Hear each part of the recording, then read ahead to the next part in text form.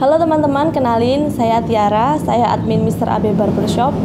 Saya kerja sama Mr. AB itu kurang lebih udah 6 tahun ya, sejak berdirinya Mr. AB sampai sekarang. Dari zaman sebelum ada coronavirus menyerang sampai adanya coronavirus. Nah, bicara soal pandemi ya, jadi di Mr. AB itu juga terdampak. Sebelum ada pandemi dan setelah ada pandemi itu kerasa gitu loh. Sebelum ada pandemi itu customernya, pelanggannya itu banyak, rame ya. Terus kursusnya itu ya ada lah, 1, 2, 3, 4 itu ada, selalu ada setiap bulannya. Nah, setelah pandemi, ini pelanggannya berbalik gitu loh.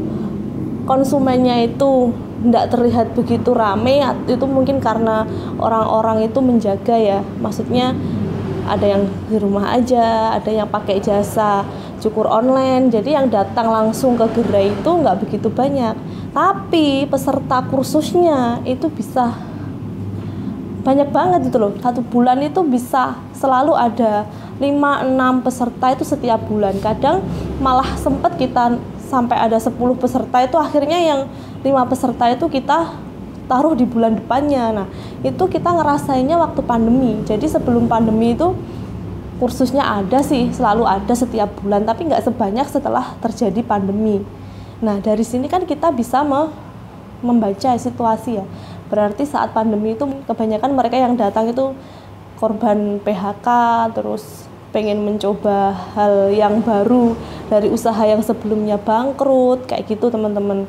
Saya mau ngasih sedikit tips buat teman-teman yang lagi bingung mau kerja, udah nggak ada peluang kerja lah di luar, intinya yang sebelumnya itu kerja di pabrik atau di mall atau apa, mengalami PHK atau pengurangan pegawai. Siapa tahu mau mencoba peluang bidang potong rambut, siapa tahu yang pengen mengarah ke arah situ, kan tahap-tahapnya itu kan pasti ada kan. Yang pertama kita harus belajar dulu. Yang pertama itu pasti cari tempat untuk belajar. Nah, saya mau membahas satu ini, cari tempat untuk belajar ini. Jadi temanya jangan sampai salah pilih tempat kursus. Nah, apa sih tipsnya buat teman-teman yang pengen mulai melangkah masuk ke dunia barbus? Yang pertama itu yang jelas konsep belajarnya. Nah, jadi waktu tanya-tanya itu sama adminnya atau sama siapa yang punya akademinya itu, tanya konsep belajarnya itu seperti apa. Terus analisa nih, jelas nggak nih menurut kalian itu konsep belajar seperti ini tuh masuk akal nggak? Jelas nggak? Patut nggak untuk dijalani, itu patut nggak?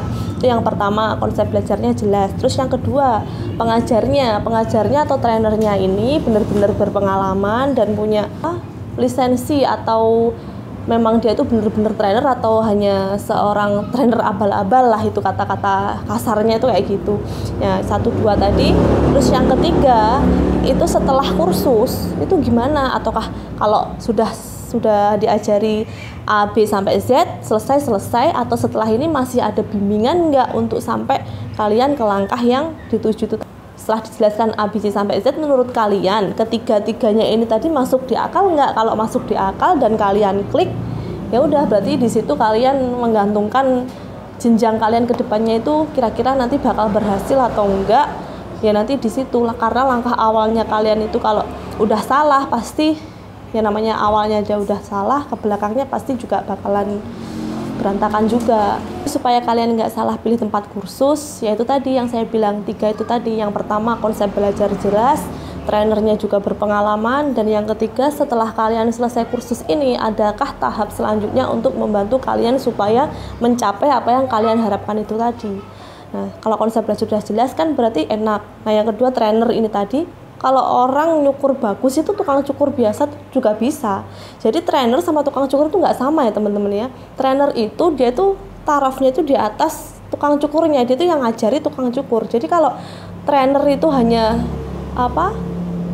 prestasinya itu hanya bisa nyukur bagus, itu sebenarnya salah. Cara dia menyampaikan materi sampai bisa diterima oleh peserta itu sebatas mana itu loh. Jadi trainer itu harus dicontoh sama peserta nanti yang bakalnya kan gurunya ya, ibaratnya guru murid itu harus melihat gurunya itu miliki prestasi apa gitu loh. Kalau udah banyak prestasi, misalkan bisnisnya jalan, barbernya kursusannya jalan, dan alumninya itu udah mandiri-mandiri semua. Terus kalaupun dia punya barbershop, pastinya kan itu barbershopnya itu juga sehat, jalan gitu. Itu baru trainer yang bagus, berkualitas, itu seperti itu. Kalau dianya udah berhasil, pasti dia bisa mengajarkan hal yang positif juga kepada muridnya gitu teman-teman. Misalkan kalian itu udah bener-bener niat dari hati kalian yang paling dalam ini pengen banget masuk ke dunia barber. Orang kalau niat itu kan pasti diajari, nggak usah lama-lama lah. Kalau niat ada passion itu pasti cepet. Nah kecuali kalau kalian nggak ada passion, mau diajari sampai berapa kali pun susah masuknya. Dan yang paling penting itu setelah kalian kursus itu masih ada bimbingan nggak setelah itu. Nah kan ada nih yang selesai kursus udah selesai di situ aja. Nah kalian kalau bisa jangan sampai ya ketemu yang seperti itu. Maksudnya itu daya tangkapnya orang itu kan beda-beda. Ada yang cepet, ada yang lama, ada yang sulit juga nangkep. Nah alangkah baiknya kalau kalian itu dapat tempat kursusan itu yang setelah kalian selesai kursus itu masih ada kontak dan masih ada sharing-sharing kayak grup gitu loh. Nanti kalau misalkan aku belum bisa terus gimana? Adakah remedi atau apa? Nah, seperti itu. Karena itu penting. Jangan sampai kalau udah selesai kursus, udah selesai sampai di situ kan.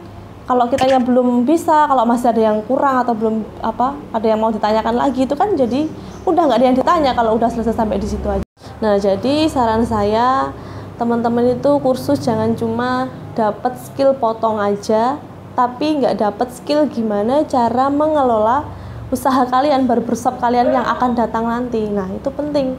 Jadi kalau kalian dapat trainer yang kompeten, kan pasti kalian ada guru, ada yang dicontoh gitu loh. Trainerku dulu gimana ya caranya bisnisnya itu bisa sampai sukses, gimana cara mengelola barbershopnya, gimana cara gaji karyawannya, seperti apa SOP kerja di barber yang sudah jadi itu. Jadi kalian itu memang dapat skill potong, dapat manajemen barber, dapat. Nah itu yang jarang gitu loh. Nah pernah ada juga nih yang tanya, Mbak kursus jam fleksibel gimana, bisa nggak sore atau malam sebisa saya?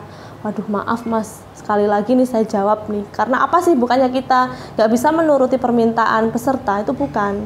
Karena itu udah pernah kita coba. Yang pernah kursus itu dia tuh kerja karyawan, jadi pagi sampai sore dia kerja, pulang kerja udah capek, masuk ke kelas kursus, kelas seni yang harus pakai hati, pakai otak, pakai pikiran, menguras tenaga juga loh. Nah sudah capek dari pagi sampai sore kerja, pulang kerja nggak sempat istirahat, langsung masuk kelas kursus. Itu susah, materi masuk ke otak itu susah. Karena apa? Otak kita itu udah lelah. Jadi waktu belajar yang bagus itu jam pagi. Jadi otak masih fresh, pikiran masih jernih, ya kan? Tenaga masih full. Nah itu kalau diisi materi itu pas. Banyak yang tanya juga soal biaya ya. Pernah ada nih saya sebagai admin kan beratus-ratus kali itu jawab, berapa biayanya kursus potong rambut mbak? Kalau biaya itu dikatakan 3 juta, 3.500.000, 4 juta. Yang kok mahal banget sih mbak? Ukuran mahal itu di mana sih sebenarnya? Sekarang gini, mahalnya uang 3 juta, 4 juta, 2 juta, 3 juta, sampai 4 juta ini tadi, sama manfaatnya yang setelah kalian tekuni itu bisa dibawa sepanjang masa, itu mahal mana sih sebenarnya? Karena kalau udah masuk ke dunia cukur, itu kan pasarnya itu luas banget gitu loh. Selama rambut masih tumbuh itu kalian masih bakalan ngasilin duit. Nah, kalau untuk kursus saja senilai 2-3 juta kalian bilang mahal, sorry. Yang kalian dapat dari uang segini itu bakal berjuta-juta lagi buat kalian hidup sampai ntar anak cucu. Jadi percaya sama saya, kursus potong rambut segitu tuh sebenarnya tuh nggak mahal. Manfaatnya itu lebih mahal lagi gitu. Jadi uang 3 juta itu sebenarnya sangat murah kalau untuk membeli ilmu yang sangat bermanfaat itu. Oke teman-teman, terima kasih udah menyimak saya dari awal hingga akhir. Siapa tahu bermanfaat buat teman-teman semua. Terima kasih. Dan bila ada pertanyaan dari teman-teman semua, bisa komen di bawah ya. Siapa tahu nanti saya bisa bantu jawab di next video. Oke, terima kasih teman-teman. Bye.